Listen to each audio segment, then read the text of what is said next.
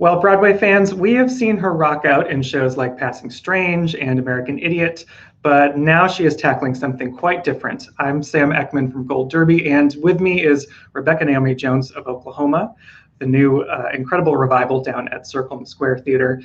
This show, Rebecca, the tagline has been "It's not your grandma's Oklahoma," which is a simplistic way of putting it, but it is much different, much darker, stripped down than really any revival of this we've seen.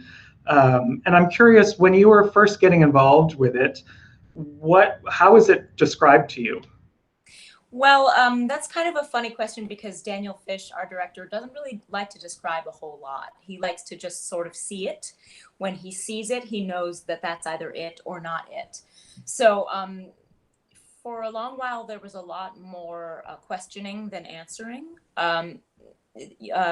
When I was auditioning for the piece and when I even was first in rehearsals for it, I wasn't entirely sure what it was that we were doing or what the sort of overall choice was with the direction of this piece. But I knew that around half of our cast had done previous iterations of the project before and had returned happily. So I knew that there was something worth exploring. And I knew from my audition that the music was going to be done in a way that was both honoring the traditional score of this beautiful musical as it was written 76 years ago, but also be done in a way that fits our voices, specifically the people who were cast in this particular production, and in a way that felt honest and natural to the voices that would be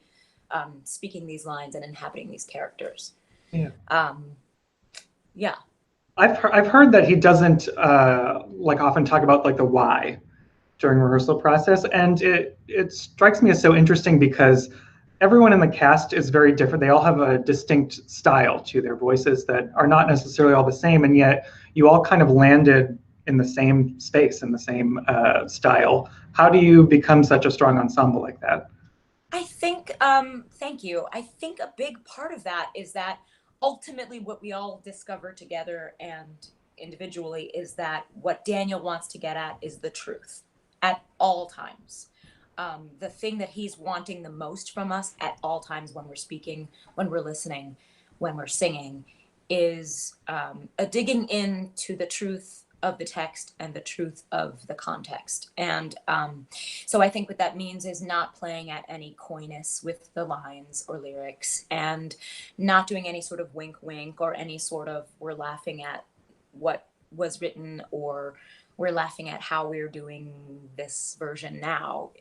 A very honest, a very honest relationship with each individual pair on stage. And so I think while we all found separately what that meant for us, it ultimately meant that we found something all together, which was like, we know that this version of this show is going to be really intense and intricate and focused, and we need each other desperately to achieve this incredibly truthful, raw version of Oklahoma. Yeah. And one of the many ways it's different, we could have a whole list of the ways that this one is different, but it's a really legit sounding classical score. And your voice, you're known for more of a rock sound, doing American Idiot, you stepped into Hedwig. And what was the process like of adapting your sound and finding your way through this score with that? Yeah, well, for my auditions, I was told to sing Many a New Day and my little short part of Out of My Dreams. And in the audition breakdown, it said to sing the songs in whatever keys felt comfortable for you and in whatever style felt true and honest to you. So I listened to Many a New Day first and sort of discovered what key felt right in my voice. I just sort of sang through it a couple of times. And I felt like the way that these chord changes work and the way that these keys sort of work together, the way that that the little intervals work felt really sort of jazzy, and also the vibe of the song felt so ballsy um, and firecrackery to me, and I also just fell so deeply in love with the lyrics immediately. And so it really spoke to me as sort of like a Rosemary Clooney kind of song. And so that's how I sang it. He said in the breakdowns to sing it in any style you wanted, as long as it didn't feel sort of like a traditional musical theater sound. And I was like, cool, I got you covered. Um, so, um, so yeah, I sang it in sort of like a, a dame, a ballsy dame sort of way, which I think is still the way that we're really doing it in the show. And then with Out of My Dreams, he asked that that be a cappella and very intimate and very stripped down. And again, focusing on the lyrics, I felt like to me it resonated as sort of like a Fiona Apple song, very raw and intimate. So that's how I made sense of them. It's cool that you get to put your own stamp on it because going through your resume, you have worked on a few revivals before, but by and large, it is mostly new work, which is a much different, collaborative process, I would think. I'm curious to know where this revival lands because it is so much different. Does it feel in any way like you're working on something new?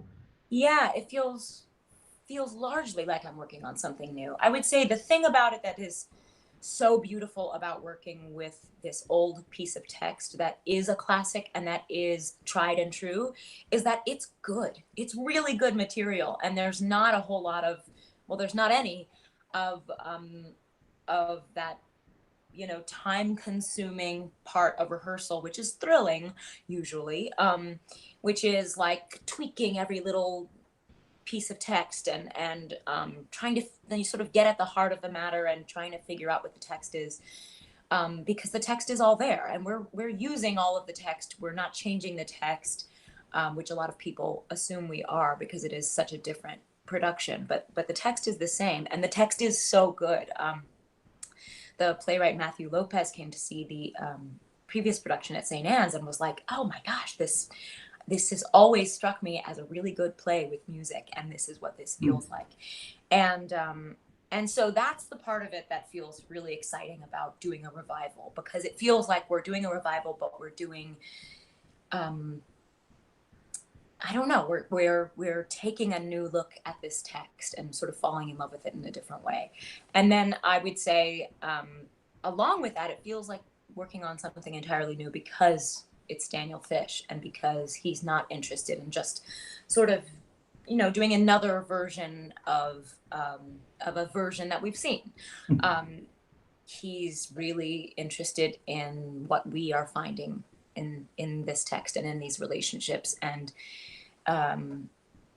particularly in what Laurie wants and what Laurie thinks and what Laurie believes to be true and what Laurie is struggling with and what Laurie is questioning in terms of her relationship to herself and her sexuality and her love interests and her family and her community and her country.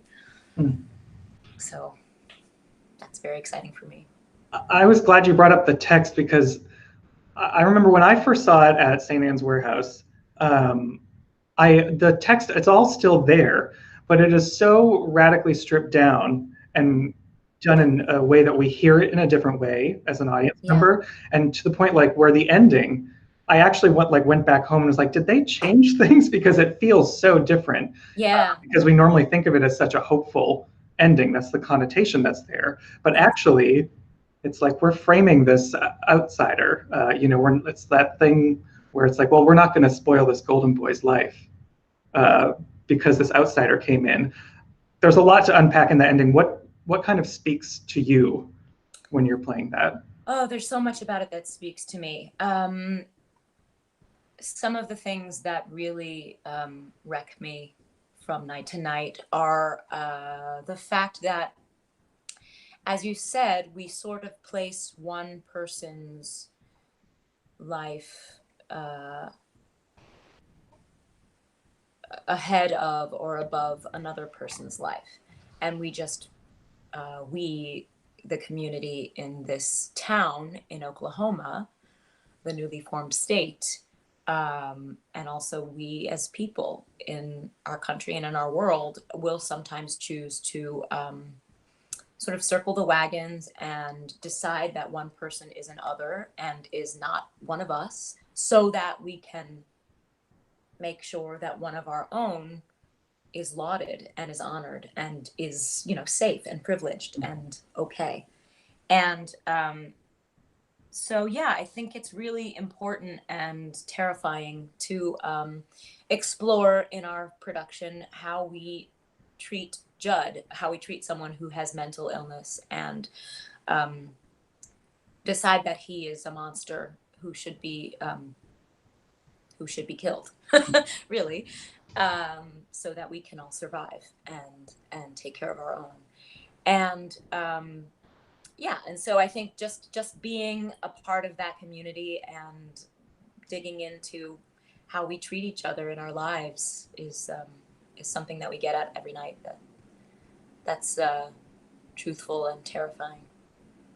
And a big part of that too, I think, is the audience in this production, because it's set all in this one room, basically like a community hall. And at first, at least from my perspective, it's kind of like you start out feeling like a voyeur and you're so dragged into the process that by that end scene, I felt like an accomplice to what was going on. Yes. What kind of element does that add for you as a performer to have the audience there like that? I think it's exactly the mirror to what your experience is. In the beginning, for the first half of the play, it does feel like, or rather, it's sort of the opposite. I think for me, on the inside, I think what you're feeling is exactly what the audience should feel. It's a little bit uncomfortable, a little bit like a voyeur, and then at the end, somewhat responsible the way we are. But I think on the inside, it feels like in the beginning, we're sort of all together. We're sort of exploring this community and this version of the show and enjoying things together. And then by the end, it feels like, it feels to me like the audience is all witness to what has happened on the stage. And also of course, accomplices. But yeah, it just makes it deeper and richer and truer and more terrifying. But it's also just terrifying as an actor some nights, if I'm extra exhausted or because we can really see people in the audience. And so sometimes, accidentally or on purpose, we make eye contact with people in the audience during certain parts of the play. And, it's really terrifying. Some people have like resting judgment face. And, and that's really sometimes just the way people watch theater is so different. But that's certainly an element to being inside of this show that you have to get used to. Mm-hmm.